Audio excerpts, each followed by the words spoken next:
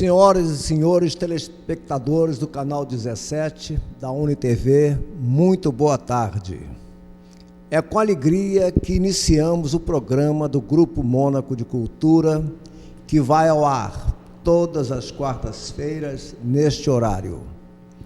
No programa de hoje, temos a honra de receber como convidada a acadêmica Dionilce Silva de Faria, que é membro do Cenáculo Fluminense de História e Letras e de outras instituições culturais, e autora de diversas obras.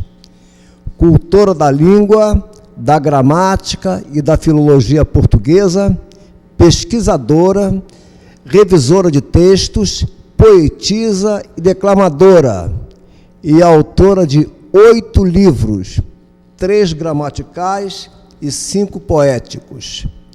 Dionilce recentemente lançou uma gramática com a nova ortografia. Muito boa tarde, professora Dionilce, e muito grato pela sua presença. Boa tarde, Mônaco.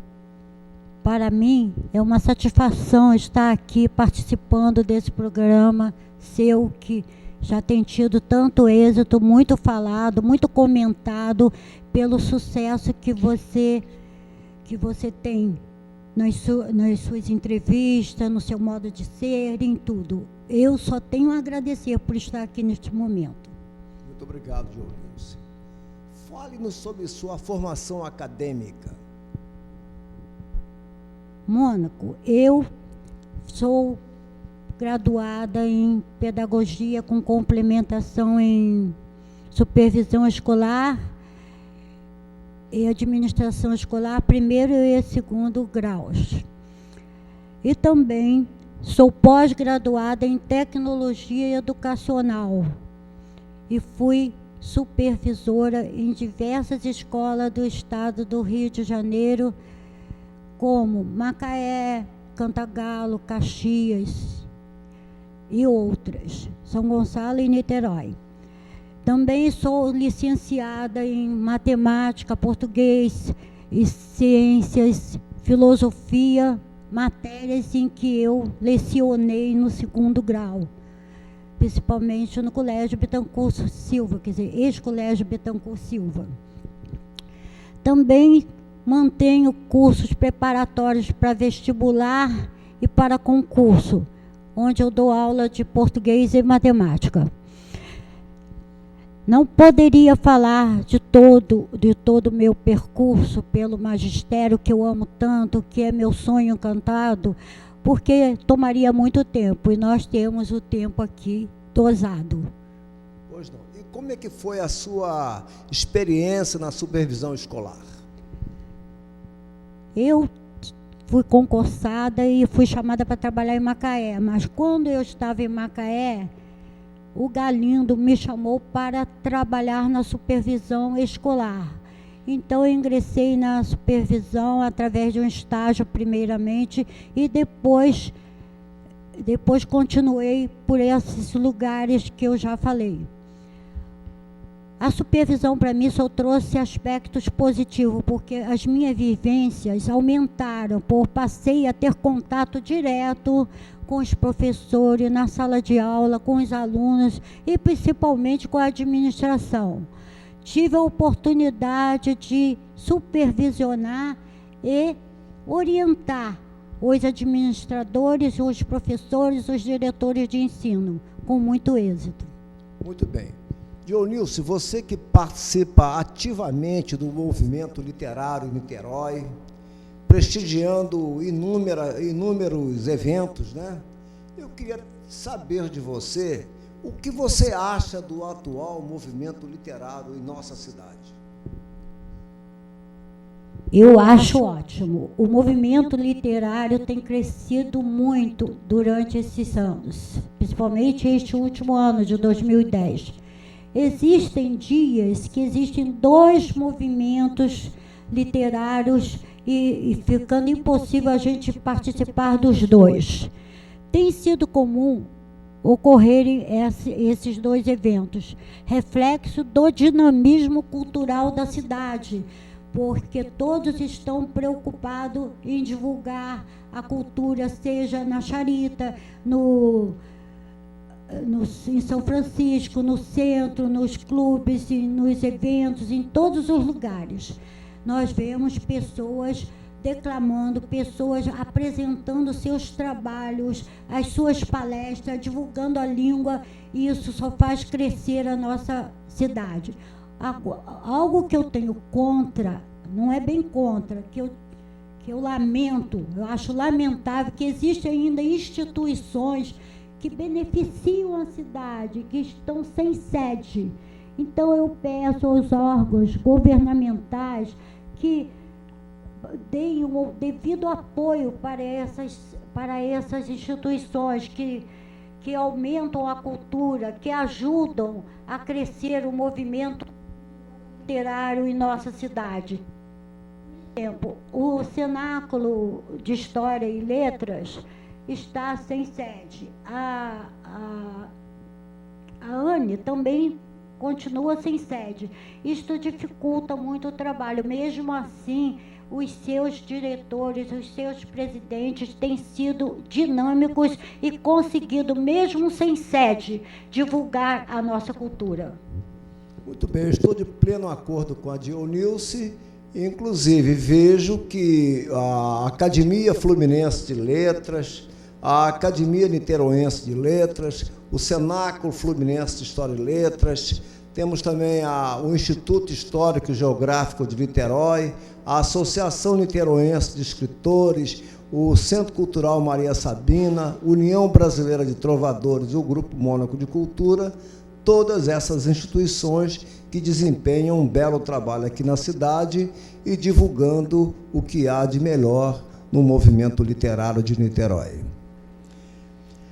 Dionilce, quantos e quais são os seus livros editados? Eu editei 8 livros, sendo 5 poéticos e 3 gramaticais. O meu primeiro livro foi incentivado pela Labourré, dona da editora Muiraquitã. E eu fiz o livro lá graças ao empenho que ela fez comigo para que eu fizesse o livro lá. Aqui está o livro, foi feito em 2001. Neste livro, eu comento que muitas pessoas desistem de estudar português pela complexidade das inúmeras regras. Então, eu comento que muitas pessoas não valorizam o nosso idioma, quando podemos ver em toda parte palavras com erros, e muitas pessoas até pensam que o certo é errado e o errado é certo. Então, este livro eu fiz com uma linguagem bem clara, bem concisa, bem fácil, acessível a todos, para que todos pudessem entender a regra e estudar mesmo sem o auxílio de um professor. Este foi o meu primeiro livro. O meu segundo livro foi um livro poético, O Amor Faz Milagre. Este livro eu faço poesias líricas e também escrevo textos de autoestima que levantem o moral das pessoas e que as pessoas se sintam melhor no seu dia a dia, e mostro que as pessoas não podem deixar a peteca cair, vamos no caso. Então, fica difícil.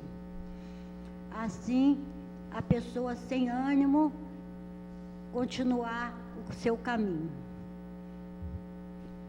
Meu terceiro livro, eu já acrescentei trovas, já acrescentei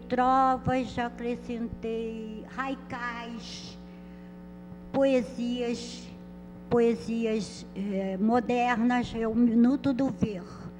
O Minuto do Ver, esse título eu estou dizendo que apenas por um minuto no olhar, a pessoa pode se apaixonar. Eu sou um pouco assim, sonhadora. Então, eu acho que o amor não depende de tempo nem de idade. Depende de um minuto, de um olhar.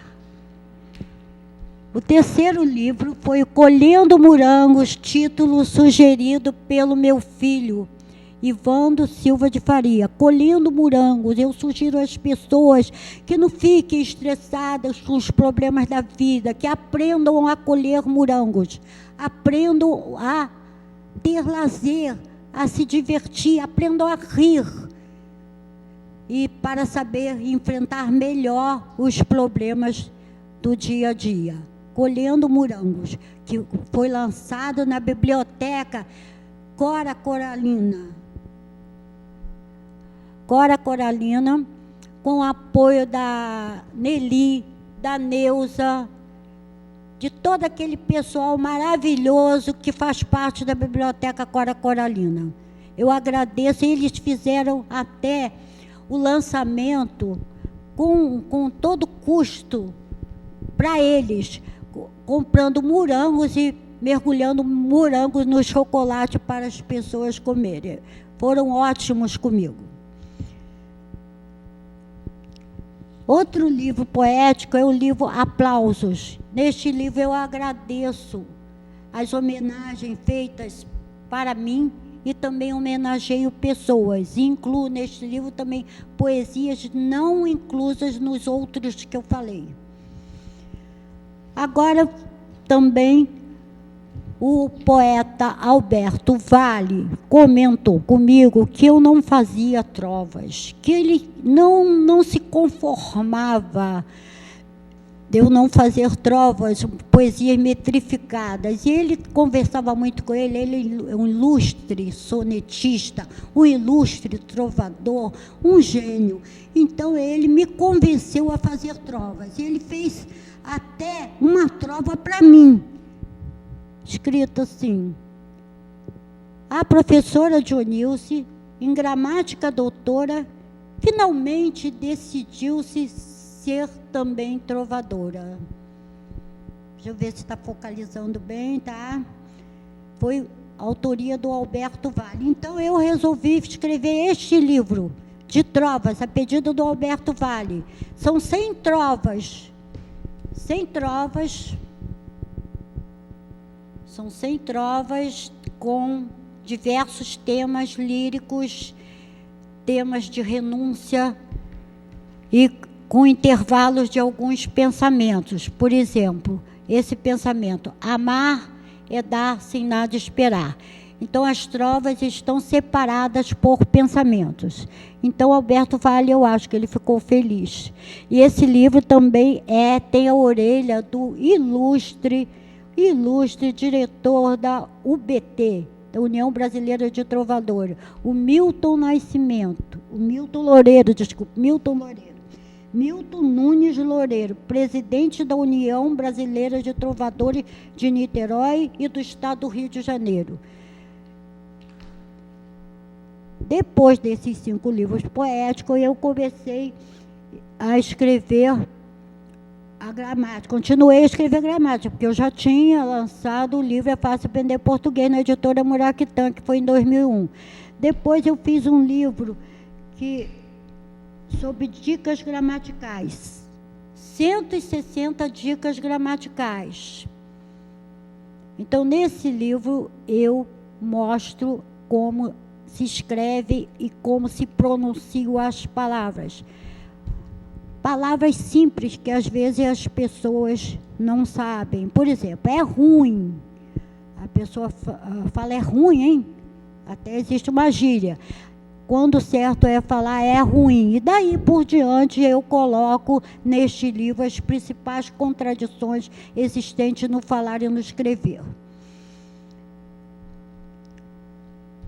Depois, como esse livro foi bem aceito, me pediram para eu fazer um livro de bolso, e eu já fiz o mesmo livro, mas um livro que coubesse no bolso ou na bolsa de qualquer pessoa, que a pessoa pudesse falar, que a pessoa pudesse pudesse consultar, mesmo estando num ônibus, ou em casa, ou deitada, ou numa casa de um amigo, ou mostrar. Este livro aqui já está na 4ª edição. Este está com a nova ortografia. Este livro está com a nova ortografia. Aquele grande que eu mostrei anteriormente não está. E depois eu escrevi, eu resolvi refazer o livro É Fácil Aprender Português. Refazer, porque eu vendi mil livros, a primeira edição. Então, eu resolvi refazer com a nova ortografia. Então, surgiu o livro É Fácil Aprender Português, está aqui ele, já está na 2ª edição, já foram vendidos 1000 livros. Esse livro tem o prefácio da famosa, queridíssima literata Neuza Peçanha. E também, neste livro, contém uma petição do Dr. Valdemir Bragança para que o idioma português seja incluído na ONU, junto com o francês, com o inglês, com o espanhol, com o árabe. E fica aqui na página 9, a petição do Dr. Valdemir Bragança, que muito me auxiliou na divulgação dos livros. Então, ele fala assim, que o idioma deve ser reconhecido pela ONU como oficial na sua organização, ao lado do árabe, chinês, espanhol, francês, inglês e russo. Certo. Quais são as academias que você pertence, Dionilce? Eu pertenço à Academia Pan-Americana de Letras. Fui convidada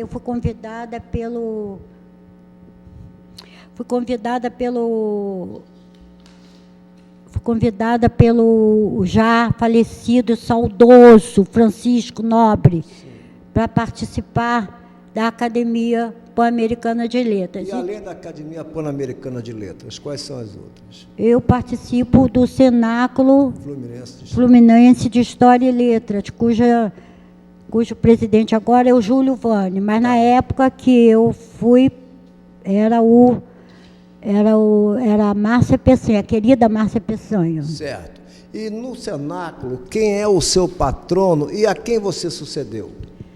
Meu patrono no Cenáculo foi o Alcindo Guanabara, e eu sucedi ao querido, imortal, maravilhoso Fernando Elviro, que através da simplicidade das suas poesias, que não continham palavras enroscadas, palavras eruditas, ele conseguiu conquistar o público com suas poesias, Carta de Amor e outras mais. Pois não. Agora eu queria saber, Dionilce, onde foi o lançamento de sua gramática É Fácil Aprender Português? O lançamento da gramática, eu fiz... Porque esse livro realmente fez um grande sucesso, uma repercussão muito grande. Eu queria saber... Esse livro foi lançado um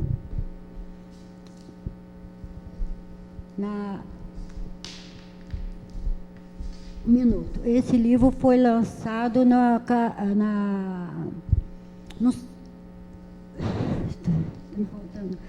esse livro foi lançado na Câmara Municipal de Niterói. Antes de eu lançar o livro, eu dei uma palestra no plenário e sobre a nova ortografia. Aqui eu posso mostrar, não sei se dá para vocês verem, uma fotografia feita pela Elza Pires, que me ajudar aqui, Mona. Aqui. Uma fotografia feita lá na Câmara, no dia que eu estava dando a palestra. Então... No dia do lançamento do livro. E depois do lançamento, eu fiz os autógrafos e também houve um coquetel na sala ao lado. E foi muito assim, assistido, foi muito assim, foi muito assistido esse. Sei. E de que forma a revista Brasil Rotário participou na divulgação da sua gramática? Graças ao doutor Valdeni Bragança, que me colocou na página 637 da revista Brasil Rotário aqui, revista Brasil Rotário, nos 85 anos do seu aniversário. Então, eu fui colocada, minha gramática foi colocada na página 37, entre duas gramáticas famosas, tá? Que gramáticas de acordo com a nova ortografia. A gramática, eu estou ao lado da gramática Wise e da gramática também do Celso Cunha. Aliás, dois grandes gramáticos, Celso Cunha e Antônio Wise. Então, eu me senti lisonjeada por estar compondo esse trio. Então, nesta folha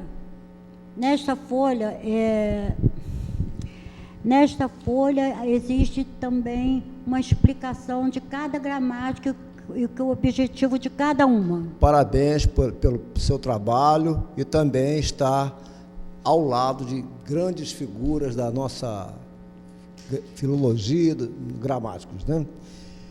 Soube que você está para lançar um livro sobre palavras hifenizadas.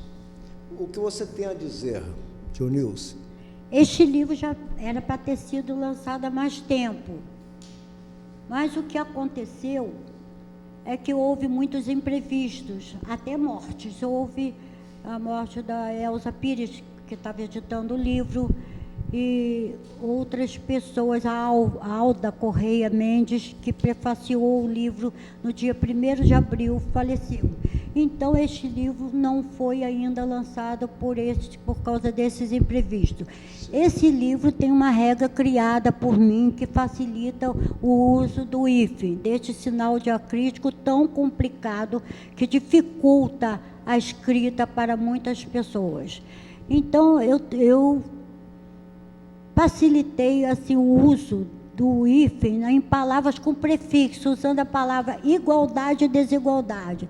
Apenas isso. Na igualdade, separar com hífen. Na desigualdade, juntar. Sim. E, através disso, as pessoas podem colocar hífen na maior parte das palavras. Quero dizer também que esse livro vai ser lançado em abril, quando já vai fazer 1 ano que a Alda fez o prefácio, e ele vai ser lançado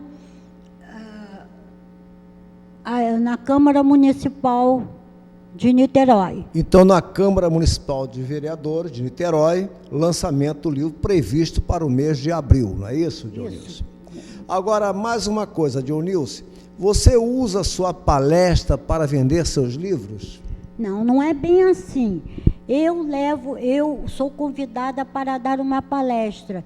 Então, graças também ao auxílio do meu filho, que coloca os slides na parede das principais dúvidas, eu procuro fazer com que a palestra seja bem facilitada, com uma linguagem concisa, com uma clareza. Eu procuro descomplicar, é o meu lema, descomplicar é preciso. Então, eu descomplico, então a plateia me aplaude e cresce o interesse pelo livro, e eu indiretamente levo a pessoa a comprar o livro. Tenho vendido muitos livros desta maneira, com as minhas palestras. Perfeito. E quais os assuntos que você aborda nas suas palestras? Diversos assuntos: o idioma português, o saber da língua, o sabor das dicas. Também português empresarial. Eu dei essa palestra lá em Resende, no Colégio Dom Bosco. Eu tive que ficar lá 16 horas, 8 horas em um dia e 8 horas no outro, para poder cumprir o meu objetivo. Então, eu dei também lá matéria sobre a língua portuguesa. Eu assisti recentemente uma palestra que você fez na Câmara sobre Joaquim Nabuco. Também dou palestra sobre pessoas importantes da nossa cultura, como Joaquim Nabuco, Gonçalves Dias, Camões eu dei na Biblioteca Estadual de Ensino, e também dou palestra sobre o movimento ecológico, sobre a paz, sobre o amor, sobre também as pessoas, a maneira melhor de lidar com as pessoas, de se comportar, o comportamento ideal, que eu já falo nisso desde o livro O Amor Faz Milagre. Perfeito, eu tive a honra, o orgulho de participar de algumas de suas palestras e vi que realmente eu saí de lá encantado, não só eu, mas todos que lá prestigiaram. Obrigada. Eu vou dar uma paradinha agora para o intervalo, né? E voltaremos logo a seguir.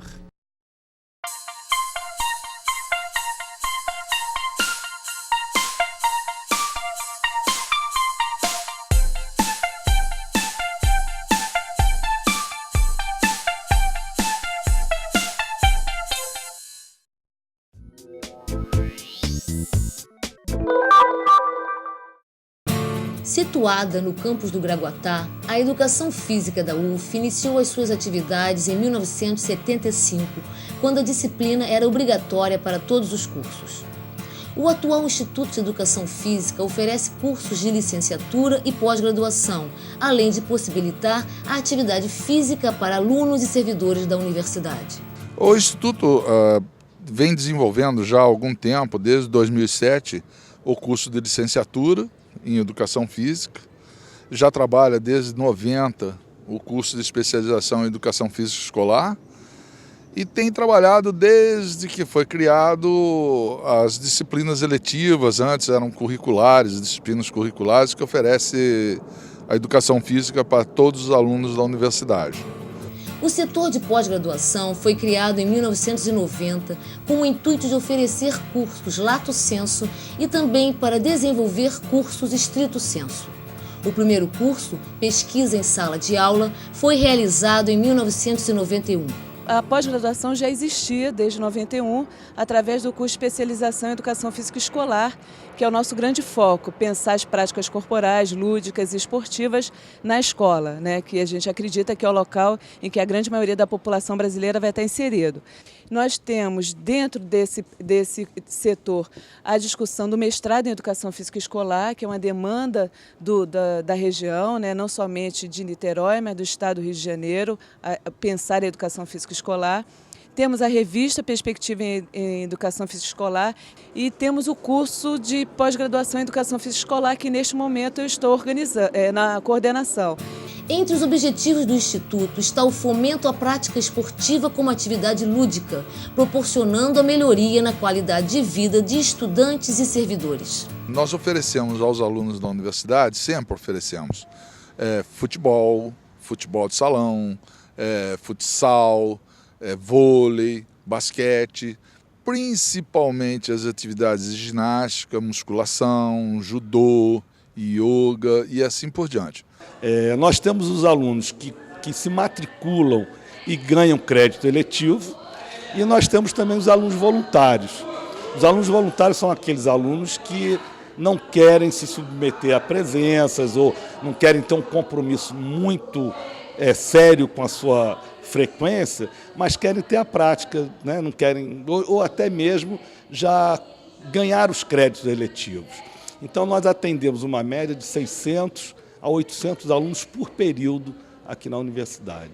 Nas disciplinas eletivas, a gente está oferecendo 5 vagas para os servidores.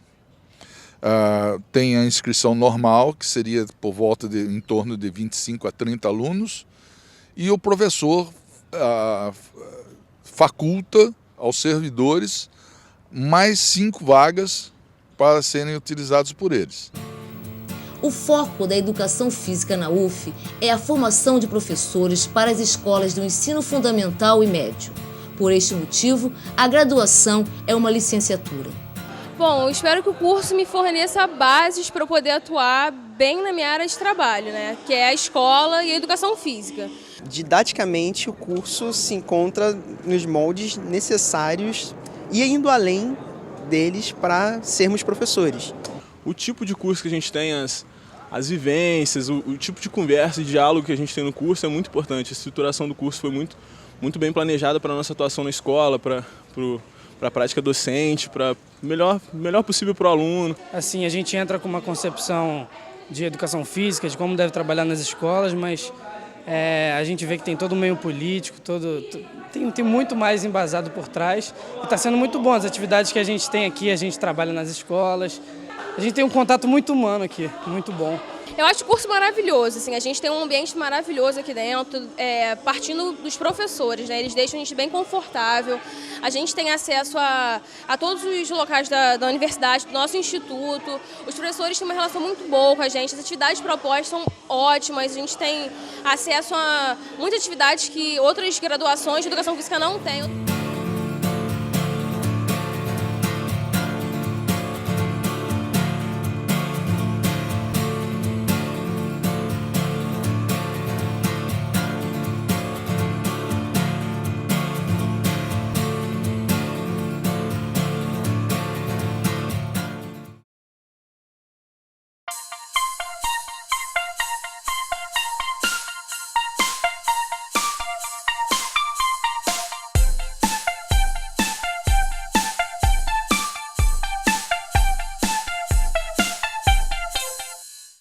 Senhores telespectadores, estamos de volta para a segunda parte do programa do Grupo Mônaco de Cultura e entrevistando a nossa querida acadêmica Dionilce Silva de Faria. Dionilce, fale-me sobre suas premiações. Eu tive algumas premiações em medalhas e outras assim em diplomas. Premiações e medalhas, eu posso citar o Mérito Cultural de Belas Artes, que eu fui nomeada comendadora da Associação Fluminense de Belas Artes. Também a medalha do centenário do Joaquim Nabuco, medalha Castro Alves, na JEB, medalha Antônio Parreira, dada pelo digníssimo Marcos Vinícius Varela, diretor do Instituto Brasileiro do Instituto de História e Geografia de Niterói. Honra ao mérito no concurso Flor Bela Espanca, moção de aplauso na Câmara Municipal de Araruama. Outras premiações na UP, com a poesia Quem Ama Cuida, que eu tirei o primeiro lugar. Menção honrosa no concurso de poesia Luz do Amanhã, na Academia Pan-Americana de Letras, menção honrosa na categoria Trovas, poesia Quero Colo como melhor intérprete e outras poesias, Engano, concurso, também participei do concurso da Casa do Poeta e fui premiada com a poesia Bruxa Convertida, em Jacarepaguá. E com a poesia romântica Recomeçar também fui premiada como melhor intérprete. E qual a sua participação nas antologias? Fale-me sobre as participações. Eu participo de inúmeras antologias em Niterói, São Gonçalo, Porto Alegre, São Paulo. Então, da antologia do IFEC, de poesias, da antologia Deusesc, 3 volumes. Eu constei em 3 volumes, Amizades que Honra, da poesia do Alfredo Alencar, lá do Rio, da JEB. E também no Perfume da Palavra, da poesia da Labouré Lima. Também a antologia Academia Brasileira de Trovas, lançada pela Messode. Galeria Brasil, em São Paulo, participei também. E a Associação dos Jornalistas e Escritoras do Brasil, eu participei de 3 antologias, 2005, 2006 e 2007. E Arca Literária e inúmeras outras antologias, que eu fosse citar, tomaria muito tempo dessa palestra, desta entrevista. Perfeito. E baseado em que você escreveu o texto Presunção que Tolice? baseada nas minhas observações e no pensamento do Napoleão Bonaparte, que ele fala: os sábios são os que mais buscam a sabedoria. Os tolos pensam já tê-la encontrado. Pois não. Dionilce, nossa entrevistada, né, do dia, também é revisora e gostaria que enumerasse alguns livros e trabalhos já revisados. Eu faço revisão de livros de colegas mesmo daqui de Niterói, de São Paulo, e também de testes de monografia, testes de doutorado. Entre os livros assim revisados por mim, poderei citar alguns, não todos. O Caçador de Vagalume, do Jurandir, Horizonte Azul, de Dulce Quaresma, Trava-Línguas, de Eunice Gomes, São Francisco Tem História, do grande escritor Edson Doria, Sou Pássaro, Sou Gente, da escritora Elza Pires, já falecida, faleceu agora este ano, Verso e Reverso da Vida, do grande escritor Paulo Urbano. Esse livro foi lançado também na Academia, na Biblioteca Cora Coralina, e foi também lançado por mim. E Estrada da Vida, da Wanda Cabral, Vivências Poéticas, de Marco Aurélio, Memórias da Minha Vida, do marido da Coema, que mora lá em Campos, mas ele já falecido também. Infelizmente, muitas dessas pessoas já estão falecidas. A Primeira Lição da Humanidade é um livro que eu revisei, é um livro que a favor das drogas, a favor da liberação das drogas, porque ele fala que quanto maior proibido, pior é a solução, porque a proposta dele é que quanto mais se proíbe, mais a pessoa quer obter a droga. Então, Antologia Literária da ANE, Galeria Brasil de São Paulo também foi revisado por mim. A Associação dos Jornalistas e Escritores do Brasil, 2005, 2006 e 2007. Participei dessa antologia e inúmeras outras da Arca Literária em São Gonçalo. Sei. Você falou no livro do Edson Doria, realmente é um livro que eu li e eu tenho uma admiração muito grande pelo Edson Doria. Tem um trabalho sobre São Francisco, né, o bairro de São Francisco, realmente é um escritor brilhante. E ele também escreveu Quincas e Clara, né, e também agora ele já me ligou dizendo que tem outro livro para eu revisar. Tá. Dionilce, qual é a sua participação no site NIT Negócios? Eu fui convidada para participar do site NIT Negócio, cujo coordenador é o Ricardo, para expor as minhas dúvidas sobre a ortografia, falar sobre o uso da crase, sobre o uso do trema, sobre o uso da acentuação, e também para lançar as minhas dicas no site dele. Eu já tenho lançado no site 230 dicas que as pessoas podem acessar e, inclusive, tirar as dicas com a impressora. Tirar as dicas, tem direito a tirar. É só clicar no link Informe e acessar e tirar as dicas, que já estão em 240. Como você se coloca no projeto do Centro Comunitário do IFEC? Este projeto, que é do meu querido amigo Stelling, do grande professor Leandro, este projeto é uma parceria do IFEC com a Secretaria Estadual de Assistência Social e Direitos Humanos do Estado do Rio de Janeiro e a Arquidiocese de Niterói. Funciona no anexo da histórica Igreja de São Lourenço, com diversos trabalhos para ajudar a comunidade carente. Eu participo deste projeto com uma oficina oficina da língua portuguesa, expondo a nova ortografia e ministrando aulas para quem deseja fazer o vestibular ou participar de concurso público. É um trabalho muito bonito, que ele distribui livros, trabalhos, tem aulas, ele dá aulas de dança, de pintura. É um trabalho maravilhoso que o professor Stelling e o professor Leandro fazem naquele recinto.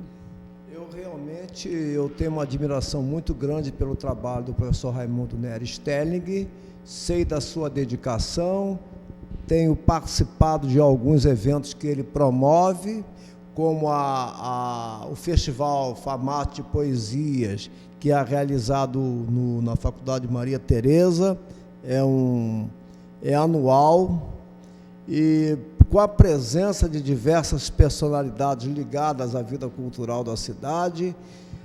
A biblioteca que ele inaugurou na igreja do Ponto Sem Réis, inclusive participei colaborando com algumas obras. Eu soube. Então, o trabalho que ele desenvolve é um trabalho que a gente tem que aplaudir de pé. Realmente, o professor Stelling tem dado uma grande contribuição à nossa cidade e será, com certeza, um dos meus próximos entrevistados. Dionilce, fale-me sobre a sua participação em entrevistas em TV e também em jornais. Eu já fui entrevistada diversas vezes na TV, mas posso contar a entrevista que eu dei lá no Serginho Total e também na entrevista Vani Fala Geral, em que eu expus todo o meu trabalho durante a entrevista. No Serginho Total, eu tive a participação também do grande assessor de imprensa. Naquela época, ele era assessor de imprensa. César Riso, meu amigo, meu incentivador, troco e-mails com ele é uma pessoa maravilhosa. E também nos jornais, eu já participei do jornal Correio de Caraí, com dicas, participei durante 3 anos com o jornalista Pedro Oliveira e também no jornal Renovação, e participo sempre, mensalmente, do jornal Unidade, do Paulinho, como nós o chamamos carinhosamente. O programa do Serginho Total é um programa que tem uma audiência grande, e você falou também no jornal do Correio de Caraí, que é do Pedro de Oliveira, e eu acompanhei de perto muito dos seus trabalhos nesse jornal Correio de Caraí, e aproveito esse momento para parabenizá-la pelo trabalho que você desenvolveu na imprensa. Gostaríamos de saber a respeito da poesia em que você combate o desmatamento da Amazônia. A poesia é Quem Ama, Cuida. É uma poesia curta, portanto, vou declamá-la aqui, pelo menos uma parte, para conscientizar as pessoas da necessidade de lutar contra esse desmatamento. Quem ama, cuida. Amazônia, és brasileira, altaneira, de ti o planeta precisa para sobreviver. És do mundo o coração que pulsa forte, és a força do norte em território brasileiro. Como deixar perder área tão valiosa? Quem ama, não descuida, não destrói, não deixa roubar. Procura vigiar o que é nosso, as nossas matas, os verdes do nosso Brasil. Combate o desmatamento para evitar o aquecimento, a queimada da floresta. Uma guerra na terra para impedir uma crise fatal, o aquecimento global. Muito bem, muito bonito o trabalho sobre a Amazônia, o desmatamento da Amazônia. Cite frases de algumas personalidades literárias que você admira, Dionilce? Eu admiro muitos, mas eu vou citar alguns. Por exemplo, Cecília Meirelles. Quanto mais me despedaço, mais fico inteira e serena. Clarice Lispector, que é mais pessimista. Escrevo para me manter viva. Fernando Sabino, no fim tudo dá certo. Se não deu certo, é porque não chegou ao fim da linha. Madre Teresa de Calcutá, a falta de amor é a maior de todas as pobrezas. Olavo Bilac, não há glória mais alta do que a glória de quem ama ser amado. Eu acho também. Então, porque eu tenho uma trova que eu falo sobre isso. E agora eu gostaria de falar sobre uma personalidade de Niterói, que essa personalidade está na página 63 do meu livro, e que merece mais do que todos essa homenagem. Carlos Mônaco.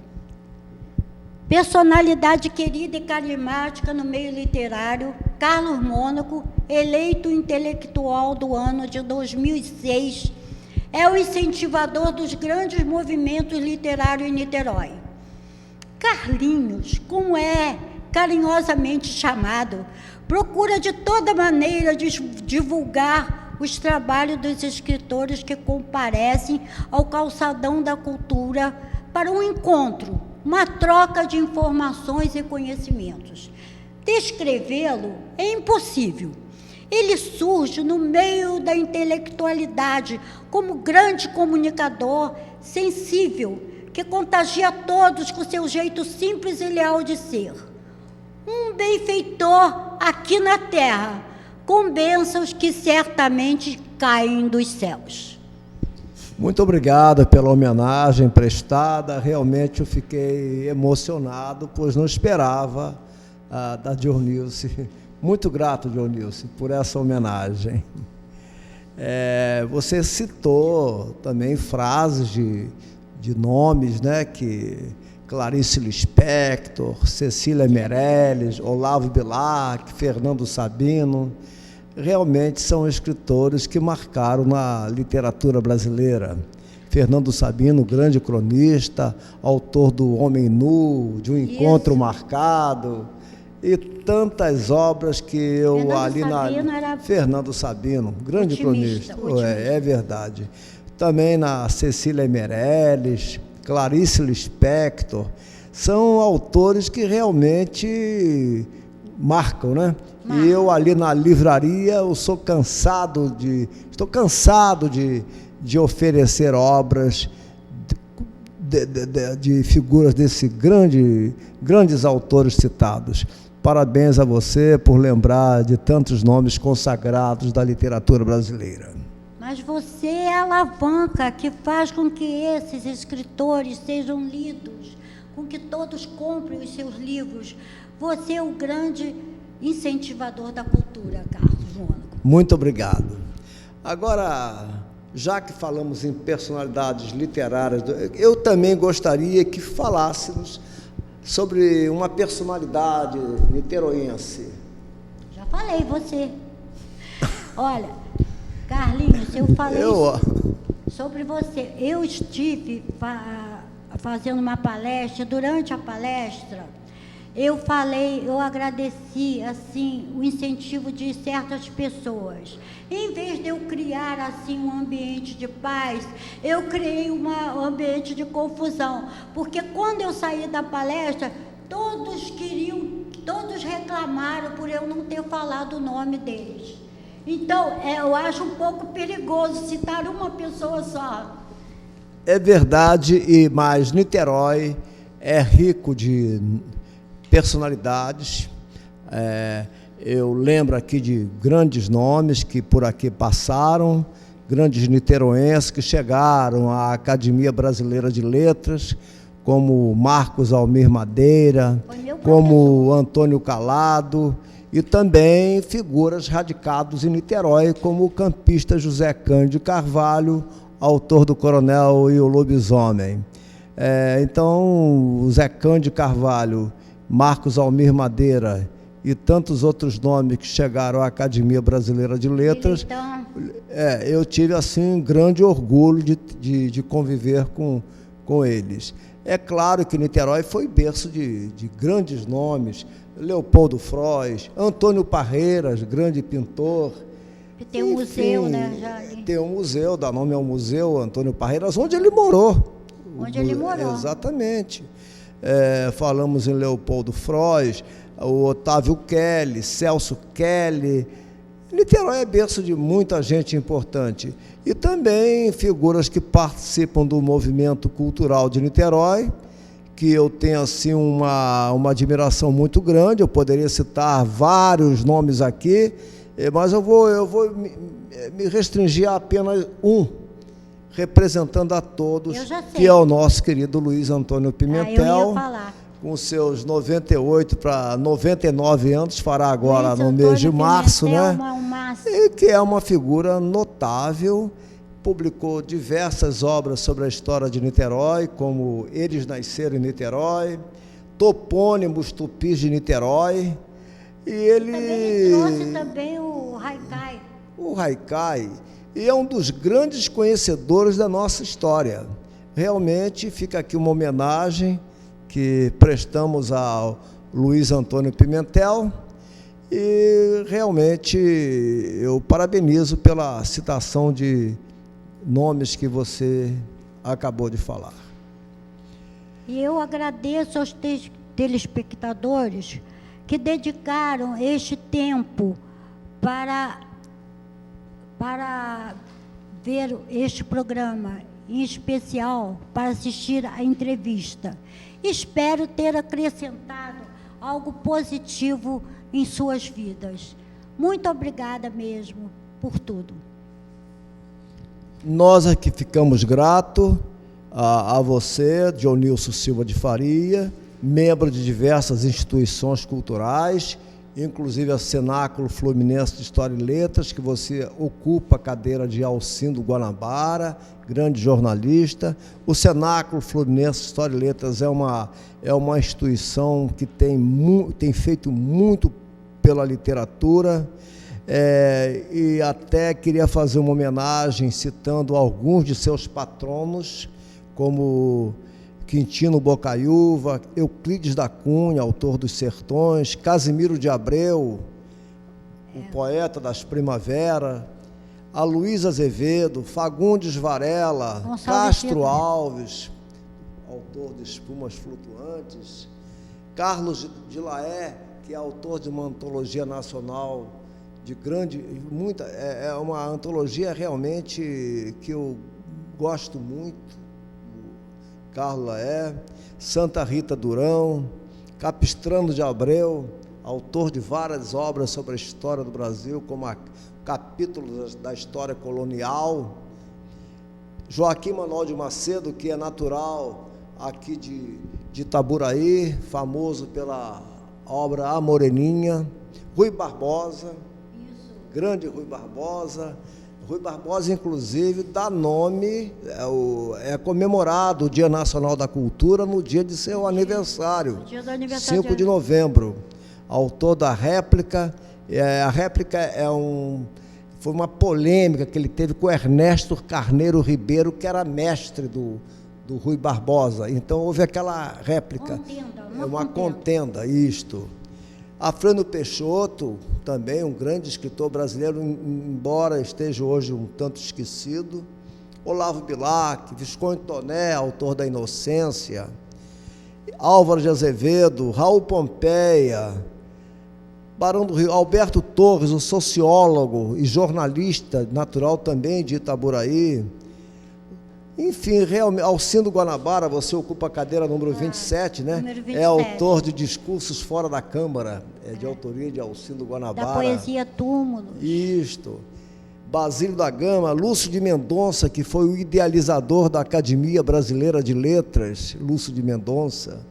Joaquim Nabuco, que há pouco você falou sobre Joaquim Nabuco. Comemoramos agora o centenário e do você falecimento. E você proferiu uma belíssima palestra sobre Joaquim Nabuco, José de Alencar, famoso pela Iracema, pelo Guarani e tantas obras importantes em Minas de Prata.